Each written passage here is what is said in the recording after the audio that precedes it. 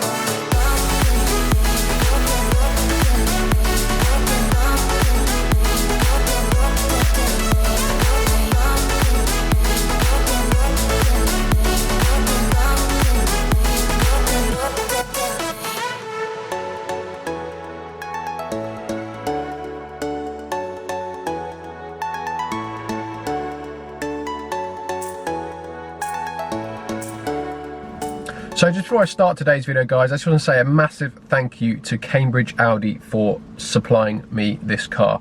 I ordered this car the day after the order books opened. They took my deposit straight away, they placed my order straight away, and they kept in communication the whole time. The salesman, Harvey, he knew I wanted one of the first S3s in the country, and he kept me updated constantly, which is why I chopped and changed a few times. As this car isn't the actual car I ordered a car with a pan roof and a few other bits, but the build week was, well, put it this way, it still hasn't even been built yet, so let alone delivered. So they were really good. They kept in contact with me the whole time, just rang me up, said, look, this S3, your S3 isn't been built yet, it hasn't even been given a build week, however we do have some other options. And he went through the options and I changed my order, and actually we ended up changing it again because the other car that we changed to, again, that got delayed by 3 or 4 weeks as well. So kept in contact constantly and they did a really good job, and can't really fault them, to be fair, spot on. So if you guys need an Audi, give Cambridge Audi a call, they will sort you out. So that was collection day, that was last week. I've had the car now 7 days exactly today, and I have put a few miles on it. So now what we're going to do today, guys, is we're going to do a walk around just to check out the spec, exactly what I've got. Now we're going to see it in the flesh without its wraps on, which it had from PDI, and we're also going to go for a first drive in today's video, guys. So if you do enjoy these types of video and you do want to see more with the S3 and other salvage stuff that I do as well, please do like and subscribe, and also follow me on Instagram at saving_salvage. Now let's check out the S3. I've got her back here, look. Here she is, 1 week old, done a few miles, not done many, so I'm still getting to grips with it, but it does actually look very nice, and I do like the matte aluminium styling package, especially on Navara Blue. I think just Navara Blue works perfectly with both black styling pack and aluminium styling pack. Let's just have a walk around it so you can see it.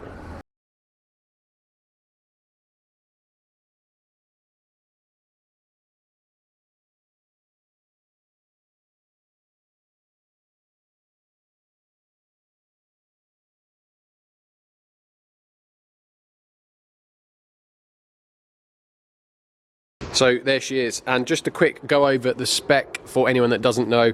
It is a launch spec edition, so it's slightly different from a normal car that you'd be able to factory order.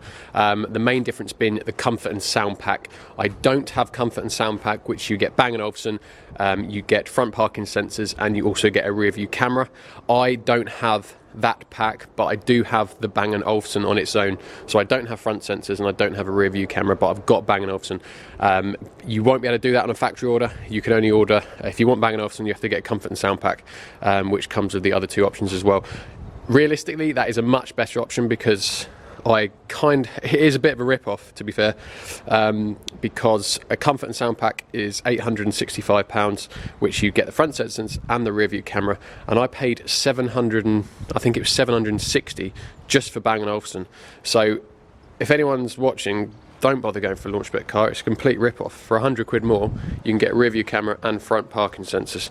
So just bear that in mind when ordering. So I've also got the upgraded 19-inch trapezoid alloys, and they are in the diamond cut finish. I believe you can get them in the normal silver finish for about £500 cheaper, but obviously they don't look as good as the diamond cut ones.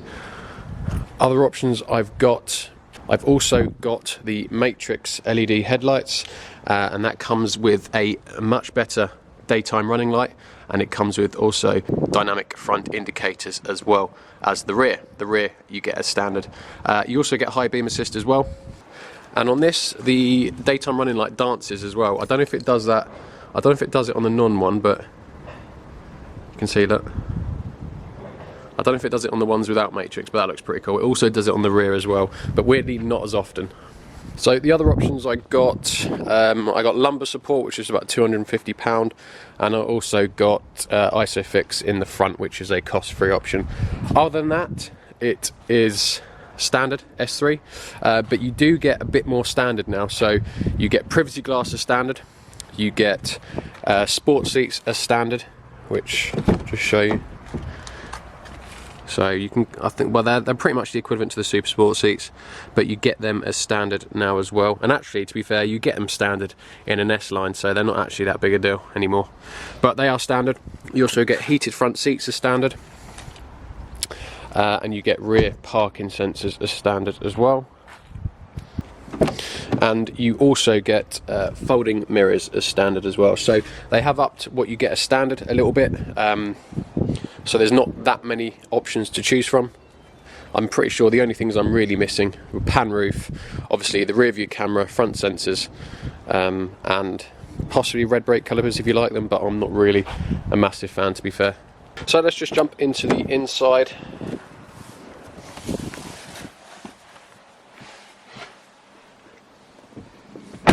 So at first I was a bit unsure about the interior and about these vents as well up here, but after now spending a week in the car, it does feel considerably better than the previous generation. It just, especially at night when you've got your ambient lighting package as well, you've just got LED strips running around the whole of the car pretty much. It just looks a lot more upmarket, and it's a very nice place to be fair. The new gear stick being obviously only this little toggle here, it just gives it a bit more, just makes it feel a bit roomier. And obviously you've got the aluminium trim around here as well, which just looks really nice, and it just flows very nice, this dash. You've got a little bit of leather stitching up here, although the dash isn't leather, there's a little bit of stitching, gives it kind of the impression that you've got leather. It looks good enough anyway, and you've got some there as well. And you've got the aluminium trims that go all the way around. It just looks very nice, and it just looks very upmarket. The only down thing that annoys me on this interior is the centre here. It just looks, it annoyed me straight away when I saw it. It just looks so cheap, this bit here. Like it's what you'd expect from a 12-gram Polo, and it looks like it's come out of a 12-gram Polo as well. It just looks naff. I mean, why they didn't just put a nice cover across here that matched the trim here, the aluminium trim, like a nice aluminium cover, that would have made such a difference, but it just looks crap, if I'm honest. That is my only gripe on the interior. Otherwise, it is a very nice place to be. Storage is pretty good. You've obviously got a space for 2 cups here. You've got your 2 cup holders, 1 and 2. Place to put your key if you need it. And you've got space down there for your phone. And you've got, the door bins aren't massive, but they are big enough to hold. They've got a bit of a cutout to hold a bottle, so they are fine. Glove box is pretty normal size, to be fair. So the infotainment is now touchscreen, and as you can see, the downside to touchscreen is the fingerprints on the media. That can get a bit annoying. But when you turn the ignition on, those fingerprints disappear anyway. So it's not the end of the world, it just looks a bit naff with the car off. So on the launch spec model, and indeed anything other than a Vorsprung, you only get the 10-inch display as standard. You can't even option it as an optional extra. The massive downside to that for me is that you can get a normal A3 and spec the 12-inch display, which is a bit of a kick in the teeth, because essentially I have a superior car, it's more expensive, yet I can only have the smaller 10-inch display. Although saying that, it's absolutely fine. I've not had a problem with it. I mean, look at it. It looks completely big enough. The larger display is you're 2 inches bigger. You get pretty much an inch either side where you get your digital display of your fuel and your coolant temp. But if I'm honest, that size is perfectly fine. I haven't had a problem with it so far, so I'm happy with the 10-inch. It'd just been nice to be able to spec the 12 if I had wanted it. You also get keyless start and stop now. That is standard as well.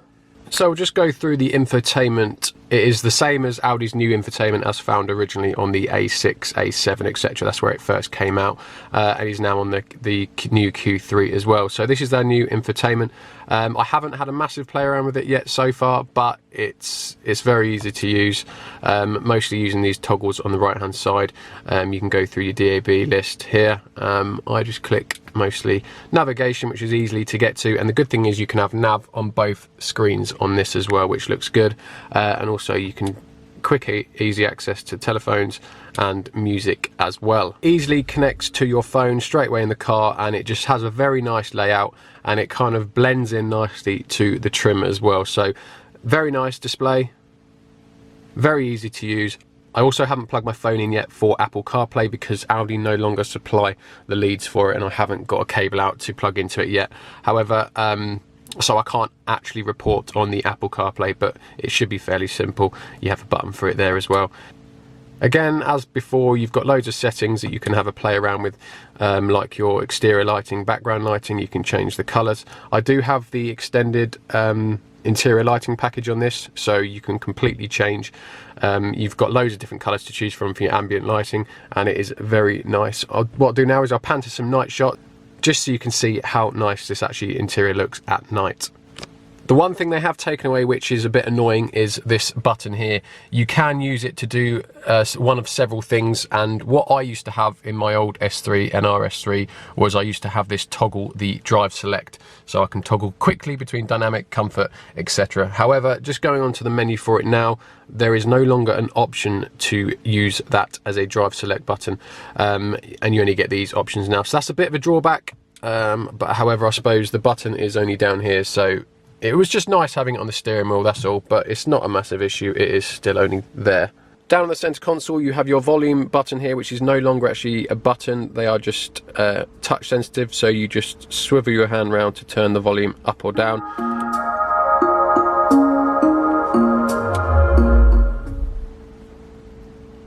So like the old one where it was a button and you could knock it left or right to change the track, press it down to turn it off, and obviously twizzle the knob to turn it up or down. This now just does everything, but it's now all touch sensitive.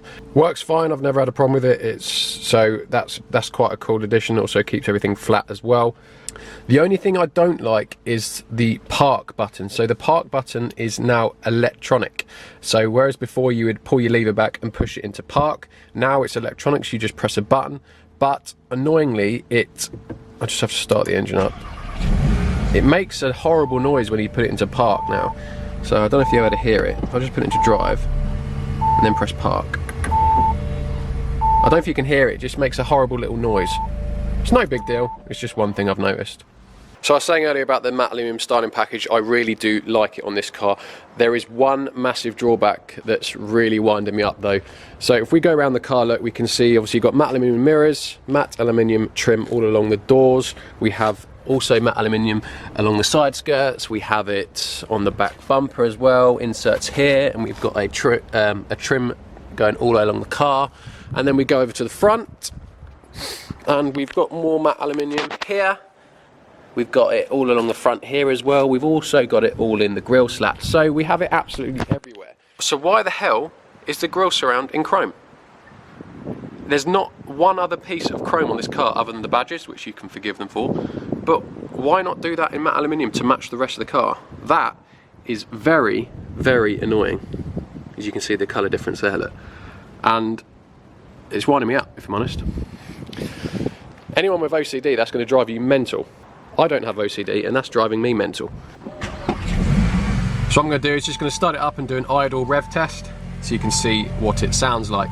Now it sounds a lot, obviously the engine is, I think it's pretty much the same as the outgoing S3's engine. I don't know if they've just enhanced the sound actor, the fake noise, or there is a slight engine note difference. It just does sound a bit beefier, but I'm pretty sure that is just the acoustics and what they've put through the sound system. But we'll give it a go.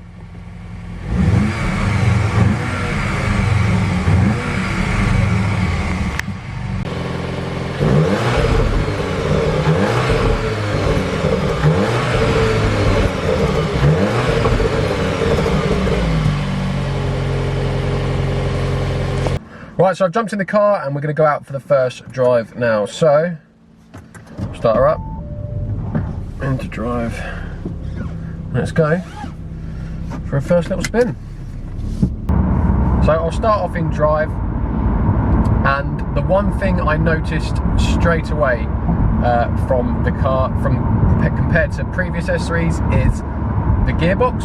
It just shifts so much quicker, and it feels a lot smoother as well. It's almost like I've got a torque converter and I actually can't feel it changing gear at all. It's really quick. And the other thing I also noticed was the steering. So I know they've changed it, so we've got progressive steering on this. It just, the steering feels a bit heavier, which it's a nicer feeling because it just feels, it makes you feel like you're more connected to the road, and I do prefer that.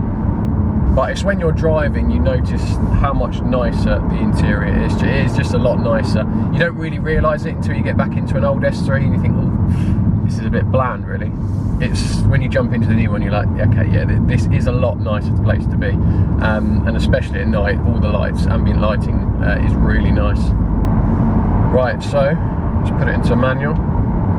We'll give it a few little bursts, see if you can hear that exhaust tone.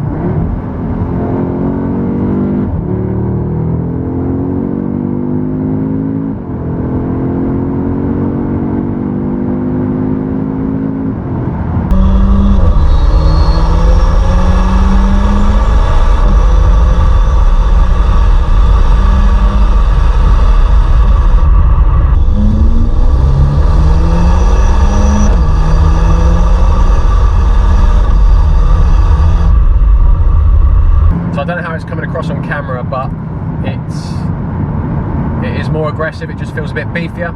That could be just coming through the sound actuator though, through the car. I've got a GoPro on the outside, so hopefully you'd have picked up the exhaust note from the outside as well, and you'll be able to tell if it's fake or real.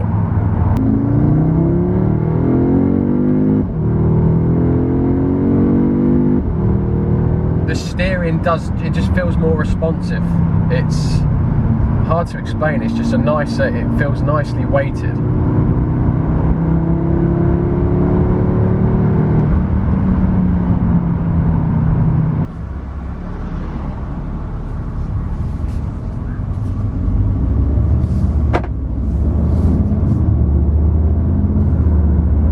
Yeah, so obviously I haven't done a million miles in this car, so it's not going to be a full review, it's literally just first impressions. But the first impressions are the gearbox mainly, and the steering are both nicer. Engine noise, a little bit beefier, but I don't know if that's just coming through the sound or not.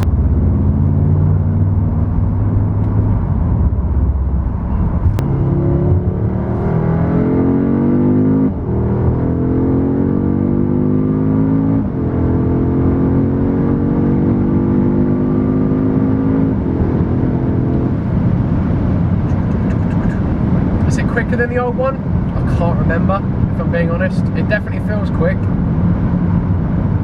but I haven't driven the old one for a few years now, so I can't tell you. I mean, my last S3 was a facelift 3-door S-Tronic 8V, so it actually had the same power output as this car, albeit it was probably actually a little bit lighter because I only had the 3-door.